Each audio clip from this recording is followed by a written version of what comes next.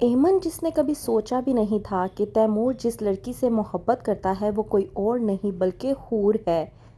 ڈرامے کی next episode میں آپ لوگ دیکھیں گے کہ ایمن حور اور تیمور کو جب ایک ساتھ دیکھ لیتی ہے تو اس کے تو جیسے پیروں تلے سے ہی زمین نکل جاتی ہے۔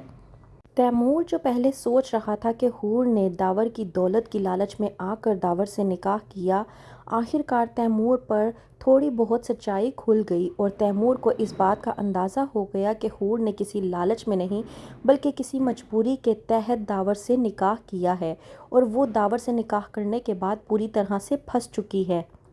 وہیں پر دوسری طرف حور کے گھر آ جانے کے بعد ایمن جاتی ہے حور کے کمرے میں اور جا کر کہتی ہے کہ دیکھو تمہاری حالت کیا ہو چکی ہے، لیکن میں یہاں پر تم سے کوئی ہمدردی نہیں کرنے آئی، میں صرف یہاں پر تمہیں یہ بتانے کے لیے آئی ہوں کہ چند دنوں بعد میری شادی ہونے والی ہے اور میں اس گھر میں کسی بھی قسم کا کوئی بھی فساد، لڑائی جھگڑا اور کسی بھی قسم کا ڈرامہ نہیں چاہتی۔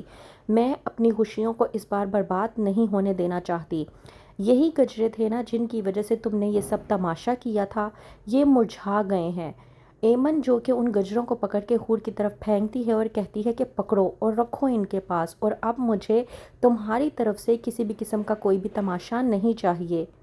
وہیں پر دوسری طرف تیمور جو کہ تمام تر کڑیوں کو جوڑ کر یہ سوچنے پر مجبور ہو چکا ہے کہ آخرکار حور یہاں تک کیسے پہنچی۔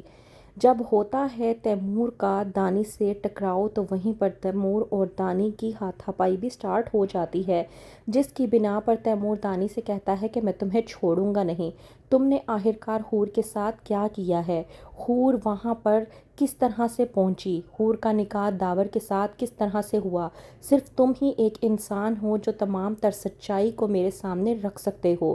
لیکن دانی جو کہ تیمور پر الٹا پڑ جاتا ہے اور کہتا ہے کہ یہ سب کچھ صرف اور صرف تمہاری وجہ سے ہی ہو رہا ہے۔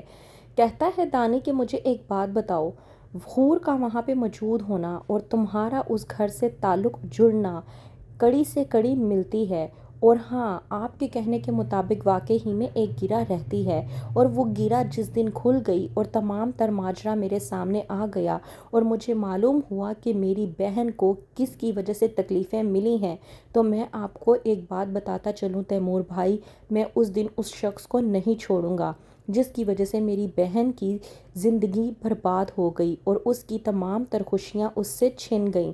تیمور ایک بار پھر سے دانی کی باتوں میں آ جاتا ہے، یہ سوچ کر کہ شاید دانی بالکل ٹھیک کہہ رہا ہے۔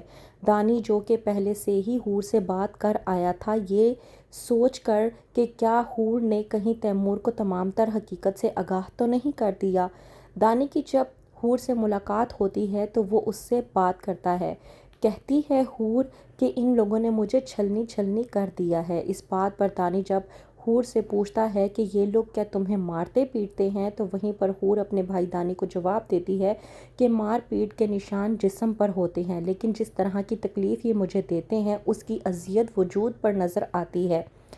کہتا ہے دانی کہ آپ مجھے یہ بتائیں کہ تیمور یہاں پر کیا کر رہا تھا، کیا وہ آپ کے پیچھے آیا ہے؟ اس بات پر حور جواب دیتی ہے کہ ایسی کوئی بات نہیں ہے، تیمور کی شادی داور کی بہن کے ساتھ ہونے جا رہی ہے۔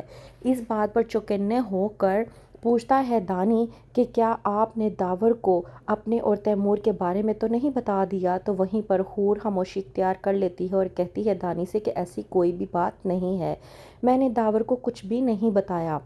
دانی اس بات کو سننے کے بعد اپنی اس پریشانی کو جھٹک دیتا ہے اور تمام تر الزام جا کر تیمور پر لگا دیتا ہے۔